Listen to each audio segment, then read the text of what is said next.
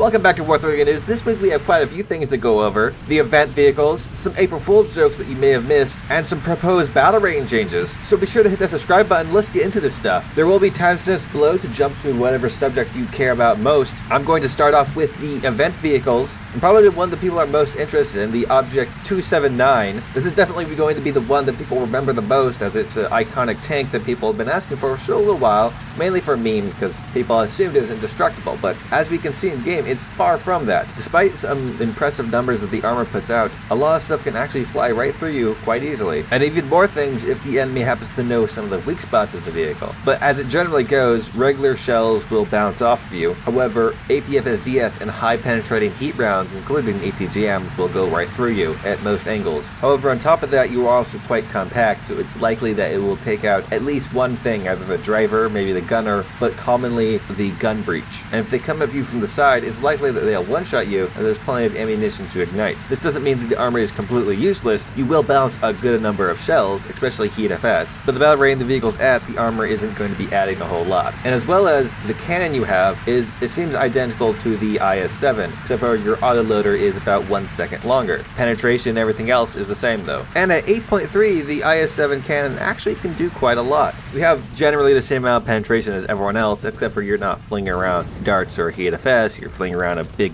fat shell, which is the downside of not having nearly as much angle penetration. Although the upside of a big fat shell is if you penetrate someone with it, it'd likely be a one shot, or they're gonna be at least rendered inert. Speed wise, it's okay for the battle rating it's at. It's no Centauro, but it's no T95 either. It has a 1,000 horsepower engine with 2,400 RPMs that can drag the 60-ton vehicle around at 55 kilometers max, although you're ever really gonna see those on nice flat concrete. Generally altogether, this tank is very similar to the IS-7. In fact, in game, when people are asking me how it plays, I just respond, it's like an IS-7. There are two differences, of course. It has 1 second longer reload, but it also has a stabilizer, which is very nice and like the one thing the IS-7 was missing. However, the IS-7 I feel has stronger armor. Armor values are typically similar actually, but the IS-7 has a few things above this one. The weak spots are in less defined locations, and there are less of them. For this tank, the sides of the tank near the turret ring are nice and flat, easily to get a shell through. But also for the 297, it's very easy to take out the driver, as the front, while angled heavily, is really thin, only around 300, which APFSDS can easily slip right through. However, the one thing that this tank has above all other tanks, as far as I know, is that any fire in the fuel tanks will be put out without using any extinguishers. They will automatically go out.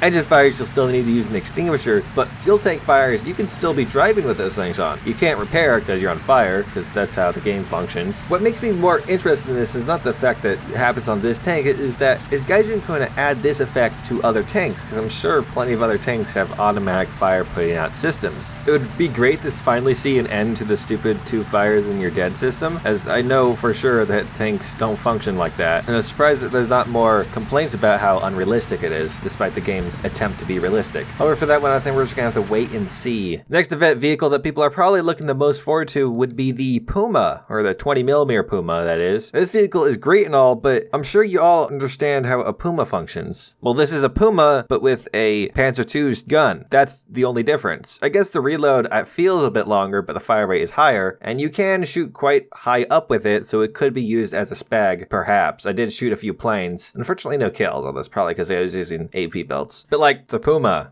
I don't have much else to say on that. After that, probably next most interesting thing would be the AU-1, a variant of the Corsair that is branded an attacker and can take an impressive array of bombs or rockets. But what I like most about it is it being an attacker gets an attacker spawn. However, it also being an attacker, it seems it can't turn at all. Maybe there's some flight model issues, but it's not very good as a basic fighter. You could use it as that, but you're going to be at a disadvantage. As an attacker, it seems very impressive with the amount of bombs and rockets it can carry, but it's only a little bit more than the AD-2. Although the AD-2 does have above this better turning, although that comes at the detriment of 2 less 20mm cannons. Generally, if you like collecting US planes, I would suggest getting this one because it doesn't seem completely useless, but I don't think it's going to be OP unless they do some flight model changes and turn into a regular Corsair and still give the attacker spawn. And the last and least exciting vehicle for this event is the SGB Grey Goose boat for the British Tree, which is a boat, and it It has guns on it, and it actually is worse than the tech tree variant of the SGB. Really, the only good quality about this vehicle is that it's called the Grey Goose, which you could make vodka jokes about, or goose jokes about, or vodka goose jokes about. But also, it being such a lame and unwanted vehicle will probably make it much more rare than the others, and perhaps retain a very high price on the market. But that's all the event vehicles. Now let's get talking about some of those silly Easter eggs that Gaijin was putting out, and then let's get on to those battle range changes. So the first one announced was for Space Thunder, which was a custom game mode in which you took upon a space pod, don't really want to call it a spaceship, and shot at each other. It was kind of neat, but altogether kind of boring. The most interesting aspect of it was that it wasn't capture the magic circles, it was team deathmatch. So it's nice to see Gaijin reach out and try other types of game modes. However, I don't think team deathmatch is the best game mode for War Thunder, so I don't see much of a future there. As for the rest of the game mode, I swear they just kind of put Star Conflict into War Thunder. But seriously, I swear these space pods just control the same as the UFOs and the submarines from years prior. And if they would be testing something, the only thing I could hope to think is perhaps active protection systems. However, there wasn't really anything like that. You could shoot out some grenades, and I think this might be able to destroy the missiles, but I was never able to get that to work. If you think they were testing anything in this game mode, feel free to comment in the comments on exactly what it might be. I'm curious to hear your hypotheses. The next very obvious April Fool's event was the space race, which you're probably all grinding right now, so I probably don't need to explain much about it except for the fact that it is a pain. And since the event is over halfway done, you should have at least 3 rockets already launched. You do, right? Gaijin definitely isn't making the event harder than it needs to be to make people use the market and give them more money in the end. They would never do that, would they? Another funny thing that happened that I am now reporting on far too late was the special Stellium bundle, where you could buy 4 tanks that are normally available for Golden Eagles for cold hard cash at a pretty hefty discount at first. Then the price went up because that was part of the meme. But you could also get some toilet paper if you had bought anything in the store. Fortunately, that's all over now, so no more toilet paper for you. The April Fool's joke I thought was the funniest that I had spotted was the revolutionary new War Thunder controller that they had made a joke of, which is like a super controller to control airplanes, tanks, boats, and have a keyboard. There was also Sim 1080p's fake patch notes, which are always worth a good laugh of some of the silly things that they aren't adding, like a premium Australian Mirage for the UK before the French get it, the Soviet Mouse V3 captured Soviet premium, the Italian Note. But I thought was best of all of this was the changes to the Lightning F6, which are quite hilarious if you're not a Tia Brew. I'm not going to read you the whole thing, but I will link it in the description below if you care to go and have a laugh. The last section of the video is going to be about the battle range changes that just happened. In fact, they happened while I was editing this video, so I had to re-record this part, so some of it might sound a little weird. But after that, we're going to cover some changelog and datamine things. But let's start with these battle range changes. I'm going to be starting with the US, then going down the trees, and then starting with tanks and going down the lines. But for the US tanks, the M8 HMC, as well as the Chinese one, are going from 2.0 to 1.7 across the board. The M15A1 CGMC is going from 3.3 to 3.0 across the board. The M4A2, as well as Hermann the German Sherman, are going from 3.7 to 4.0 in realistic. The M4A2 76, as well as the Russian one, are going from 5.0 to 5.3 in realistic. And the Jumbos, all of them, including the French one, are going from 5.0 to 5.3 in realistic. The T25 was moved from 6.0 to 6.3 in arcade. The M247 was moved from 8.0 to 8.3 across the board. The M551 is going from 8.3 to 8.0 in realistic. The M60A2 was moved from 8.3 to 8.0 across the board. And the M60A3 TTS is going from 9.3 to 9.0 in realistic. Odd about the M60A3 TTS is it has the notifier that it's for the US tree, although I'm pretty sure that it's in no other tree. The XM803 was moved from 9.0 to 8.7 across the board. For US planes, the F4U-D1 is being moved from 2.7 to 3.0 in arcade. All the P-47s, including the German, Chinese, and Russian ones, were moved from 3.3 to 3.7 in arcade. The P-59A is going from 5.3 to 5.7 in sim, and the B-42D-25 Co is going from 6.0 to 5.7 in realistic. And finally, the A2D is going from 7.0 to 7.3 in arcade and 6.7 to 7.0 in realistic battles, which would make it a prop that consistently fights jets and sometimes a few planes here and there. Though I guess it is a turbo prop, so perhaps it deserves that punishment. And for US ships, before I tell you it, I would need to make this notifier that for all boat trees, all battle ratings are across the board. For example, the USS Raleigh is being changed from 5.3 to 5.0, and that's both for realistic and arcade. For German tanks, the Panzer IIIe was moved from 1.3 to to 1.0 across the board. The Sturmpanzer is being changed from 2.0 to 1.7 across the board. The Brummbauer was moved from 4.7 to 4.3 across the board. And the final German tank was the Reckenden Jagdpanzer II Hot, moved from 9.0 to 8.7 across the board. And for planes, the Hawk H-75A2 was moved from 2.0 to 2.3 in arcade and realistic. The two very rare SM-79 Series 4 and Base N are being changed from 2.7 to 2.3 and realistic. However, for the Base N is also for arcade, and for sim it's being changed from 3.0 to 2.3. The BF-109 F2 was moved from 3.3 to 3.0 in RB and sim. The Focke-Wulf 190A5 was moved from 4.3 to 4.7 in sim, while the A8 was moved from 5.0 to 5.3 in sim. The D9 was moved from 5.3 to 5.7, as well as the D12, and the BF-109 K4 was moved from 6.3 to 5.7 in sim. And the ME262A1U4 is being changed from 6.3 to 6.0 in arcade. The Arado 234B2 was moved from 6.7 to 6.3 in realistic battles. The German Seahawk Mark 100 was moved from 7.3 to 8.0 in sim. And finally,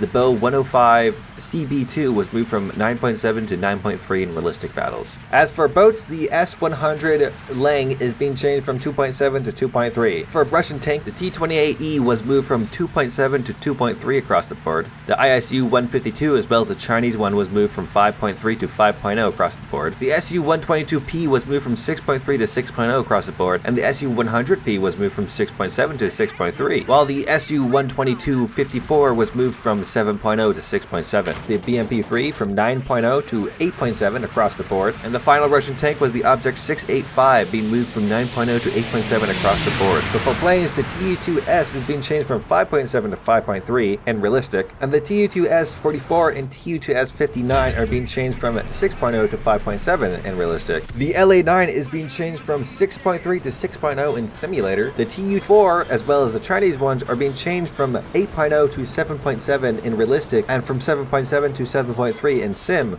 The MiG-9 and the Chinese one was moved from 7.7 to 7.3 in simulator, and the Krispy Kreme is being changed from 5.3 to 5.0. Tank for the UK is the Comet and the Iron Duke were moved from 5.0 to 5.3 in a realistic. The QF 3.7 Ram was moved from 5.0 to 5.3 across the board. The Centurion Mark 10 was moved from 7.3 to 7.7 in arcade, and the Chieftain Mark 5 was moved from 8.7 to 8.3 in realistic battles. The Stormer HVM is being changed from 10.0 to 9.7 across the board. For planes, the Firecrest is being changed from 3.7 to 3.3 in realistic. The Firebrand TF Mark IV is being changed from 4.3 to 4.0 in realistic. The Whirlwind Mark I was moved from 4.7 to 4.0 in sim. The Attacker FB1 was moved from 7.7 to 7.3 in arcade. And the British Seahawk as well as the Sea Venom was moved from 8.0 to 7.7 in realistic. And for boats, the HMS Belfast is being moved from 5.7 to 5.3. For Japanese tanks, the Chiha Shortgun was moved from 1.7 to 1.3 across the board. The Chi-Nu 2 was moved from 3.7 to 4.0 across the board. The Type 75 SPH is being moved from 7.0 to 6.7 across the board, but the Ki 45 Hia is being moved from 3.0 to 2.7 in realistic. The Ki 109 is being moved from 3.0 to 2.7 in realistic and from 3.3 to 2.7 in arcade, and will be moved in front of the Ki 102. The G5N1 is finally being moved from 5.0 to 4.7, as well as the G8N1 being moved from 6.0 to 5.7, and the J6K1 is being moved from 6.0 to 6.3 in arcade. As for boats, the Type T1 was moved from 1.3 to 1.0. The number 1 Type 1944 was moved from 2.7 to 2.3, and the T51B was moved from 2.7 to 2.3. Shouldn't that be in the US tree? For China, the only tank that was unique to the Chinese tree, and not in one of the other ones, was the Type 65, as well as the Russian one, got moved from 5.3 to 5.7 across the board. And for planes, the F100A got moved from 10.0 to 9.7 in realistic battles. For Italian tanks, the M1139 was changed from 1.3 to 1.0 across the board. The 4732L40 was moved from 1.7 to 1.3 across the board. The 7534 M42 was moved from 2.7 to 2.3 across the board. And the AUBL74 was moved from 6.7 to 6.3 across the board. The automatic moved from 10.0 to 10.3 across the board. According to Gaijin, this vehicle is even better than Sam's. For the aircraft, the really interesting one, the BA-65 is being moved from 1.0 to 1.3 across the board. The BA-65 is one of their reserve aircraft, so it would make you assume perhaps they're going to get a new one next patch,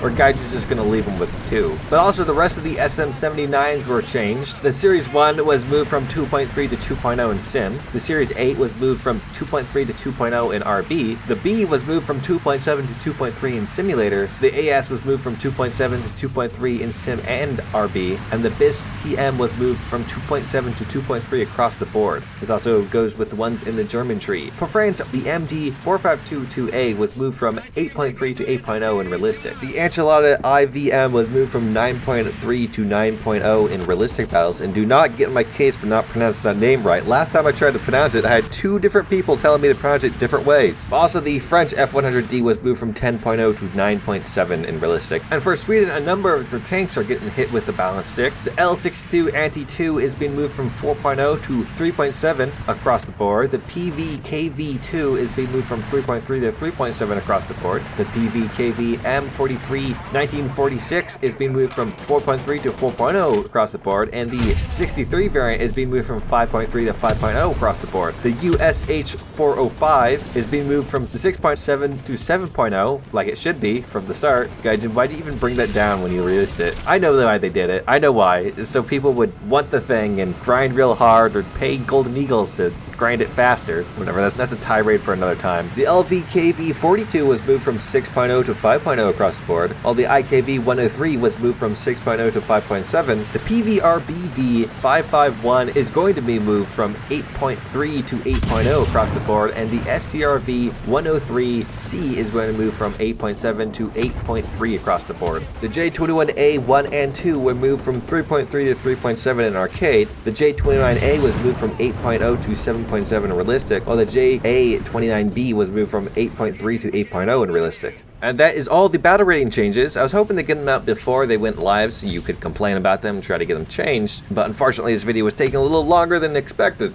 Well, I was sleeping in a bunch, so. There's also a good number of Datamines and changelogs that have some interesting things that are also being changed. Now, I'm not going to read all of them for you because many of them are very uninteresting. Like, I don't really care that T-34 has got 2 more degrees of upward positioning for their cannons. But some actually interesting ones are the AULB-74, the one with the 90, not the 60mm cannon, got a pretty hefty nerf, having the mass of its shell changed from 8.3 to 4.1 kilograms, changing the penetration values from 300 to 250 millimeters. Also affects other shells like the Hesh and smoke rounds, but no one uses those anyways. The Rad Panzer 90 can no longer be hull broken from shots in the turret. The fire rate of the KPZ-70 had been increased from 6 to 10 rounds per minute, and both for the US and German one can now carry a max of 6 missiles. The M41S2 and Chinese M5A1 now have their improved optics and airstrike modifications. The AMX-30B2 Brenus had a massive buff to its explosive reactive armor, having increased protection to chemical rounds from 200 to 250 to 380 to 400. And there was a new cosmonaut picture profile found in the files that will probably be for whatever they do around April 12th or Cosmonaut Day in Russia. Now, right before I end this video, first I'd like to thank my YouTube members and Patreons. Starting with the Patreons, thank you very much, Sukubliet Idinahwe. And as for the YouTube members, we have a new one, Dweep Lowski. Thank you very much for joining. Gaming Wolf Fox, The Royal Rat, John is having a divorce, Tex, One Max, Roger Rammer, Grimace, I Like Them Thick, Mighty Peppers, Pointless Gunzeeks, and Waffly Joker 6. A big thank you to all you. YouTube members and Patreons get videos uploaded a little bit early, a unique Discord role, and YouTube members specifically get emojis during streams. I can't really give that to Patreons for obvious reasons. So if you want to support me, you can go to the Patreon link or hit the join button below this video. It's $5 a month. Patreon has some other tiers that I haven't farmed yet. If you have any suggestions on what you think the higher tiers could be, hit me up below. But if you have any comments, concerns, or questions about the video, you can hit me up down below or on my Discord. If you've liked the video, hit the like button. If you didn't like the video, don't hit the like button. If you want to see more, hit the subscribe button. I make War Thunder Weekly News videos every Sunday, make brand new videos throughout the week, and I like to stream on Saturdays. I've also been streaming squadron battles on twitch.tv/2and900. So be sure to follow me there and hit the bell icon to be notified anytime I upload anything. Thank you very much for watching. I hope you have a great day.